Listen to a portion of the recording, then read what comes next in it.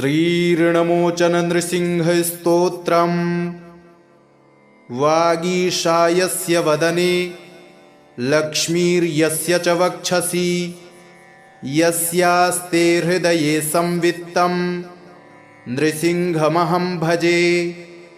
देवताकार्यसिद्ध्यर्थं सभास्तम्भसमुद्भवं श्रीनृसिंहं महावीरं नमामि ऋणमुक्तये। लक्ष्म्यालिङ्गितवामाङ्कं भक्तानां वरदायकं श्रीनृसिंहं महावीरं नमामि ऋणमुक्तये। आन्त्रमालाधरं शङ्ख चक्राब्जायुधधारिणं श्रीनृसिंहं महावीरं नमामि ऋणमुक्तये। स्मरणात् सर्वपापघ्नं कद्रूजविषनाशनं श्रीनृसिंहं महावीरं नमामि ऋणमुक्तये। सिंहनादेन महता दिग्दन्तिभयनाशनं श्रीनृसिंहं महावीरं नमामि ऋणमुक्तये। प्रह्लादवरदश्रीशं दैत्येश्वरविदारणं श्रीनृसिंहं महावीरं नमामि ऋणमुक्तये। क्रूरग्रहैः पीडितानां भक्तानामभयप्रदं श्रीनृसिंहं महावीरं नमामि ऋणमुक्तये। वेदवेदान्तयज्ञेशं ब्रह्मरुद्रादिवन्दितं श्रीनृसिंहं महावीरं नमामि ऋणमुक्तये। इत्थं यः पठते नित्यं ऋणमोचनसिद्धये अनृणो जायते शीघ्रं धनं विपुलमाप्नुयात्।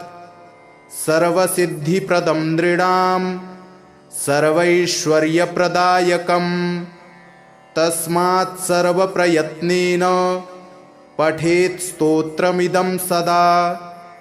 वागीशायस्य वदने लक्ष्मीर्यस्य च वक्षसि यस्यास्ते हृदये संवित्तं नृसिंहमहं भजे।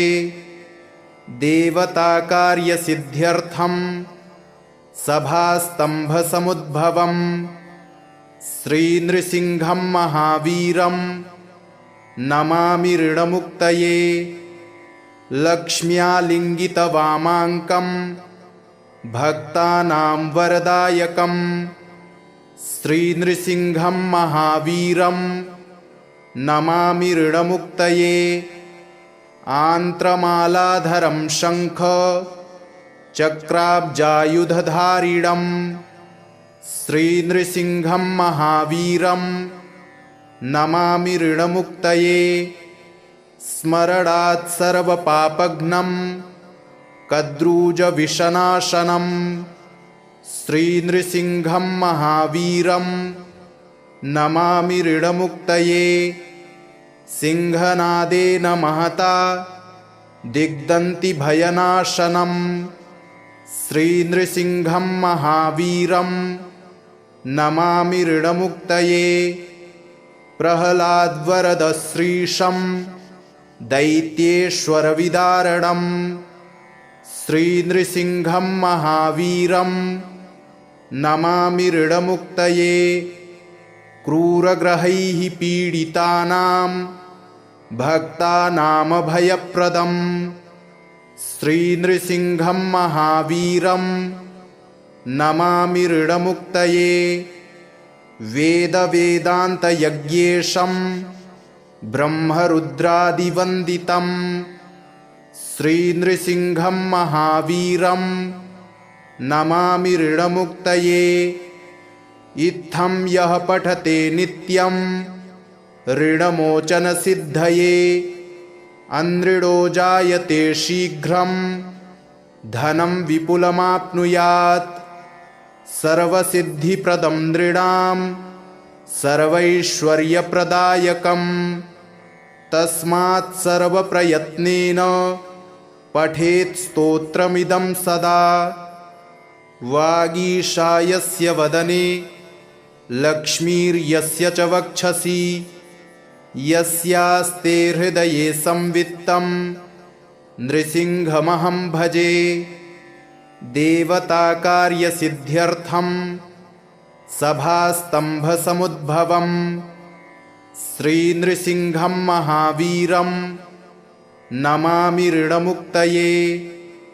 लक्ष्म्यालिङ्गितवामाङ्कं भक्तानां वरदायकं श्रीनृसिंहं महावीरं नमामि ऋणमुक्तये।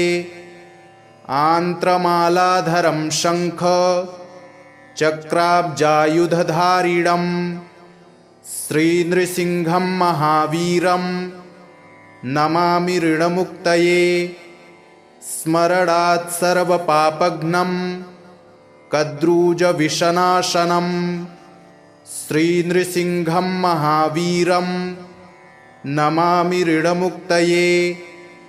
सिंहनादेन महता दिग्दन्तिभयनाशनं श्रीनृसिंहं महावीरं नमामि ऋणमुक्तये।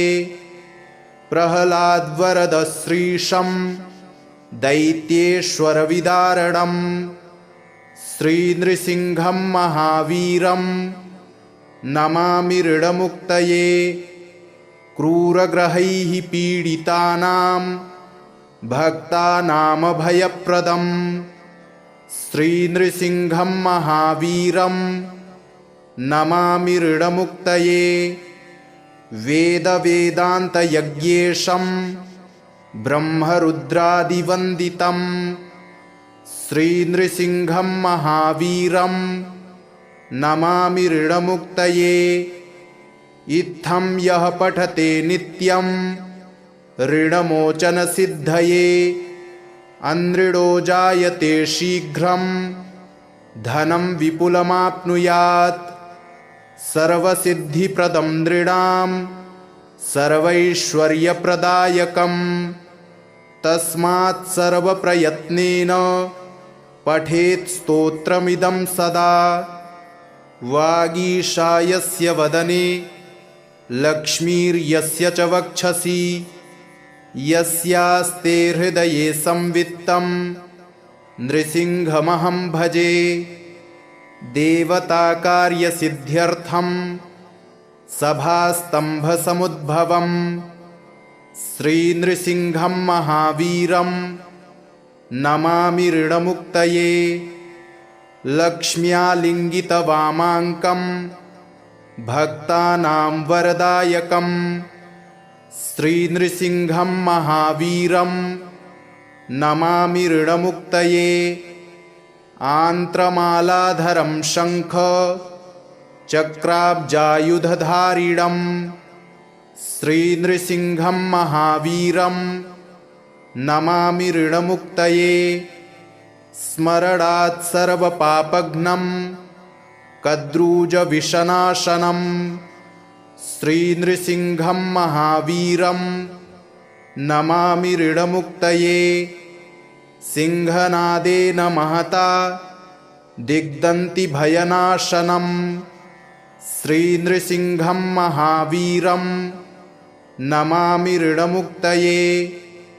प्रह्लादवरदश्रीशं दैत्येश्वरविदारणं श्रीनृसिंहं महावीरं नमामि ऋणमुक्तये।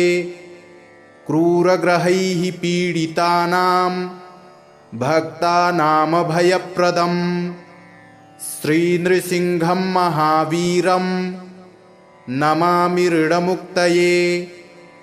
वेदवेदान्तयज्ञेशं ब्रह्मरुद्रादिवन्दितं श्रीनृसिंहं महावीरं नमामि ऋणमुक्तये। इत्थं यः पठते नित्यं ऋणमोचनसिद्धये अनृणो जायते शीघ्रं धनं विपुलमाप्नुयात् सर्वसिद्धिप्रदं नृणां सर्वैश्वर्यप्रदायकं तस्मात् सर्वप्रयत्नेन पठेत् स्तोत्रमिदं सदा। वागीशायस्य वदने लक्ष्मीर्यस्य च वक्षसि यस्यास्ते हृदये संवित्तं नृसिंहमहं भजे। देवताकार्यसिद्ध्यर्थं सभास्तम्भसमुद्भवं श्रीनृसिंहं महावीरं नमामि ऋणमुक्तये। लक्ष्म्यालिङ्गितवामाङ्कं भक्तानां वरदायकं श्रीनृसिंहं महावीरं नमामि ऋणमुक्तये। आन्त्रमालाधरं शङ्ख चक्राब्जायुधधारिणं श्रीनृसिंहं महावीरं नमामि ऋणमुक्तये। स्मरणात् सर्वपापघ्नं कद्रूजविषनाशनं श्रीनृसिंहं महावीरं नमामि ऋणमुक्तये। सिंहनादेन महता दिग्दन्तिभयनाशनं श्रीनृसिंहं महावीरं नमामि ऋणमुक्तये। प्रह्लादवरदश्रीशं दैत्येश्वरविदारणं श्रीनृसिंहं महावीरं नमामि ऋणमुक्तये। क्रूरग्रहैः पीडितानां भक्तानामभयप्रदं श्रीनृसिंहं महावीरं नमामि ऋणमुक्तये। वेदवेदान्तयज्ञेशं ब्रह्मरुद्रादिवन्दितं श्रीनृसिंहं महावीरं नमामि ऋणमुक्तये। इत्थं यः पठते नित्यं ऋणमोचनसिद्धये अनृणो जायते शीघ्रं धनं विपुलमाप्नुयात् सर्वसिद्धिप्रदं नृणां सर्वैश्वर्यप्रदायकं तस्मात् सर्वप्रयत्नेन पठेत् स्तोत्रमिदं सदा। वागीशायस्य वदने लक्ष्मीर्यस्य च वक्षसि यस्यास्ते हृदये संवित्तं नृसिंहमहं भजे। देवताकार्यसिद्ध्यर्थं सभास्तम्भसमुद्भवं श्रीनृसिंहं महावीरं नमामि ऋणमुक्तये। लक्ष्म्यालिङ्गितवामाङ्कं भक्तानां वरदायकं श्रीनृसिंहं महावीरं नमामि ऋणमुक्तये। आन्त्रमालाधरं शङ्ख चक्राब्जायुधधारिणं श्रीनृसिंहं महावीरं नमामि ऋणमुक्तये। स्मरणात् सर्वपापघ्नं कद्रूजविषनाशनं श्रीनृसिंहं महावीरं नमामि ऋणमुक्तये। सिंहनादेन महता दिग्दन्तिभयनाशनं श्रीनृसिंहं महावीरं नमामि ऋणमुक्तये। प्रह्लादवरदश्रीशं दैत्येश्वरविदारणं श्रीनृसिंहं महावीरं नमामि ऋणमुक्तये। क्रूरग्रहैः पीडितानां भक्तानामभयप्रदं श्रीनृसिंहं महावीरं नमामि ऋणमुक्तये। वेदवेदान्तयज्ञेशं ब्रह्मरुद्रादिवन्दितं श्रीनृसिंहं महावीरं नमामि ऋणमुक्तये। इत्थं यः पठते नित्यं ऋणमोचनसिद्धये अनृढो जायते शीघ्रं धनं विपुलमाप्नुयात् सर्वसिद्धिप्रदं नृणां सर्वैश्वर्यप्रदायकम् तस्मात् सर्वप्रयत्नेन पठेत् स्तोत्रमिदं सदा वागीशायस्य वदने लक्ष्मीर्यस्य च वक्षसि यस्यास्ते हृदये संवित्तं नृसिंहमहं भजे देवताकार्यसिद्ध्यर्थं सभास्तम्भसमुद्भवं श्रीनृसिंहं महावीरं नमामि ऋणमुक्तये लक्ष्म्यालिङ्गितवामाङ्कं भक्तानां वरदायकं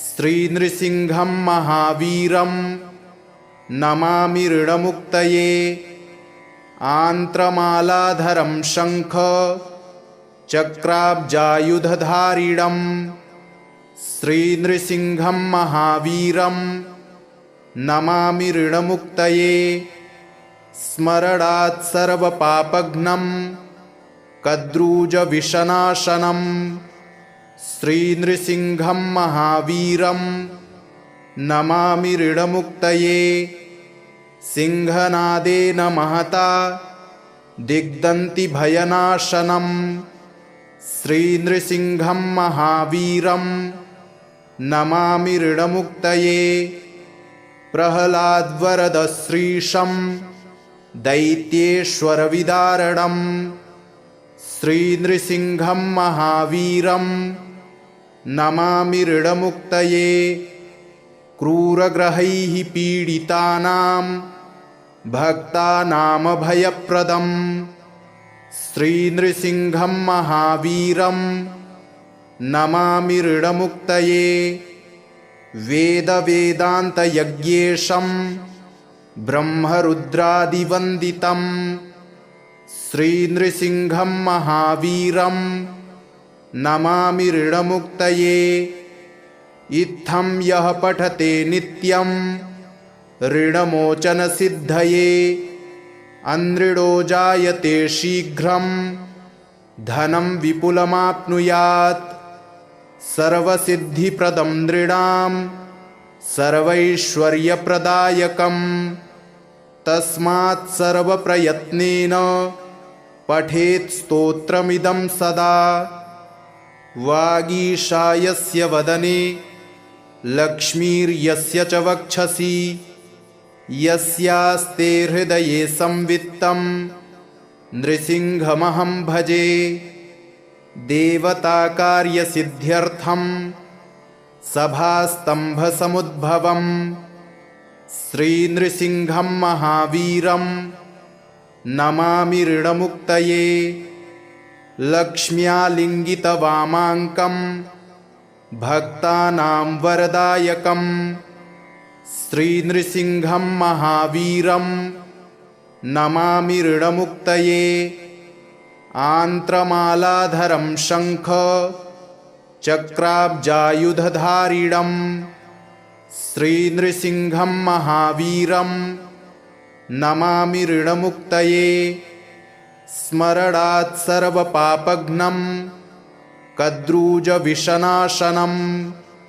श्रीनृसिंहं महावीरं नमामि ऋणमुक्तये सिंहनादेन महता दिग्दन्तिभयनाशनं श्रीनृसिंहं महावीरं नमामि ऋणमुक्तये प्रह्लादवरदश्रीशं दैत्येश्वरविदारणं श्रीनृसिंहं महावीरं नमामि ऋणमुक्तये क्रूरग्रहैः पीडितानां भक्तानामभयप्रदं श्रीनृसिंहं महावीरं नमामि ऋणमुक्तये वेदवेदान्तयज्ञेशं ब्रह्मरुद्रादिवन्दितं श्रीनृसिंहं महावीरं नमामि ऋणमुक्तये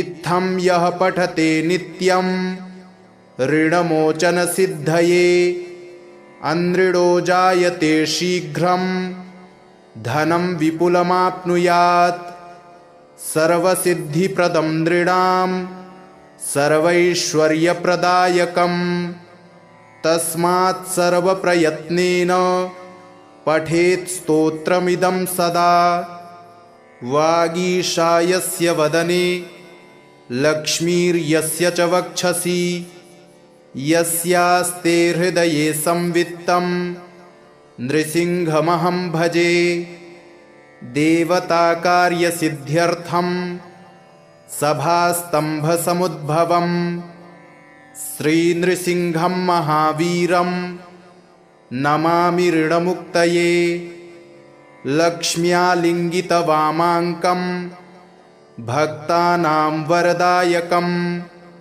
श्रीनृसिंहं महावीरं नमामि ऋणमुक्तये आन्त्रमालाधरं शङ्ख चक्राब्जायुधधारिणं श्रीनृसिंहं महावीरं नमामि ऋणमुक्तये स्मरणात् सर्वपापघ्नं कद्रूजविषनाशनं श्रीनृसिंहं महावीरं नमामि ऋणमुक्तये सिंहनादेन महता दिग्दन्तिभयनाशनं श्रीनृसिंहं महावीरं नमामि ऋणमुक्तये प्रह्लादवरदश्रीशं दैत्येश्वरविदारणं श्रीनृसिंहं महावीरं नमामि ऋणमुक्तये क्रूरग्रहैः पीडितानां भक्तानामभयप्रदं श्रीनृसिंहं महावीरं नमामि ऋणमुक्तये वेदवेदान्तयज्ञेशं ब्रह्मरुद्रादिवन्दितं श्रीनृसिंहं महावीरं नमामि ऋणमुक्तये इत्थं यः पठते नित्यं ऋणमोचनसिद्धये अनृणो जायते शीघ्रं धनं विपुलमाप्नुयात् सर्वसिद्धिप्रदं नृणां सर्वैश्वर्यप्रदायकं तस्मात् सर्वप्रयत्नेन पठेत् स्तोत्रमिदं सदा वागीशायस्य वदने लक्ष्मीर्यस्य च वक्षसि यस्यास्ते हृदये संवित्तं नृसिंहमहं भजे देवताकार्यसिद्ध्यर्थं सभास्तम्भसमुद्भवं श्रीनृसिंहं महावीरं नमामि ऋणमुक्तये लक्ष्म्यालिङ्गितवामाङ्कं भक्तानां वरदायकं श्रीनृसिंहं महावीरं नमामि ऋणमुक्तये आन्त्रमालाधरं शङ्ख चक्राब्जायुधधारिणं श्रीनृसिंहं महावीरं नमामि ऋणमुक्तये स्मरणात् सर्वपापघ्नं कद्रूजविषनाशनं श्रीनृसिंहं महावीरं नमामि ऋणमुक्तये सिंहनादेन महता दिग्दन्तिभयनाशनं श्रीनृसिंहं महावीरं नमामि ऋणमुक्तये प्रह्लादवरदश्रीशं दैत्येश्वरविदारणं श्रीनृसिंहं महावीरं नमामि ऋणमुक्तये क्रूरग्रहैः पीडितानां भक्तानामभयप्रदं श्रीनृसिंहं महावीरं नमामि ऋणमुक्तये वेदवेदान्तयज्ञेशं ब्रह्मरुद्रादिवन्दितं श्रीनृसिंहं महावीरं नमामि ऋणमुक्तये। इत्थं यः पठते नित्यं ऋणमोचनसिद्धये अनृणो जायते शीघ्रं धनं विपुलमाप्नुयात्। सर्वसिद्धिप्रदं नृणां सर्वैश्वर्यप्रदायकं तस्मात् सर्वप्रयत्नेन पठेत् स्तोत्रमिदं सदा। वागीशायस्य वदने लक्ष्मीर्यस्य च वक्षसि यस्यास्ते हृदये संवित्तं नृसिंहमहं भजे। देवताकार्यसिद्ध्यर्थं सभास्तम्भसमुद्भवं श्रीनृसिंहं महावीरं नमामि ऋणमुक्तये। लक्ष्म्यालिङ्गितवामाङ्कं भक्तानां वरदायकं श्रीनृसिंहं महावीरं नमामि ऋणमुक्तये। आन्त्रमालाधरं शङ्ख चक्राब्जायुधधारिणं श्रीनृसिंहं महावीरं नमामि ऋणमुक्तये। स्मरणात् सर्वपापघ्नं कद्रूजविषनाशनं श्रीनृसिंहं महावीरं नमामि ऋणमुक्तये। सिंहनादेन महता दिग्दन्तिभयनाशनं श्रीनृसिंहं महावीरं नमामि ऋणमुक्तये। प्रह्लादवरदश्रीशं दैत्येश्वरविदारणं श्रीनृसिंहं महावीरं नमामि ऋणमुक्तये। क्रूरग्रहैः पीडितानां भक्तानामभयप्रदं श्रीनृसिंहं महावीरं नमामि ऋणमुक्तये। वेदवेदान्तयज्ञेशं ब्रह्मरुद्रादिवन्दितं श्रीनृसिंहं महावीरं नमामि ऋणमुक्तये। इत्थं यः पठते नित्यं ऋणमोचनसिद्धये अनृणो जायते शीघ्रं धनं विपुलमाप्नुयात्। सर्वसिद्धिप्रदं नृणां सर्वैश्वर्यप्रदायकं तस्मात् सर्वप्रयत्नेन पठेत् स्तोत्रमिदं सदा। इति श्रीनृसिंहपुराणे ऋणमोचन श्रीनृसिंहस्तोत्रं सम्पूर्णम्।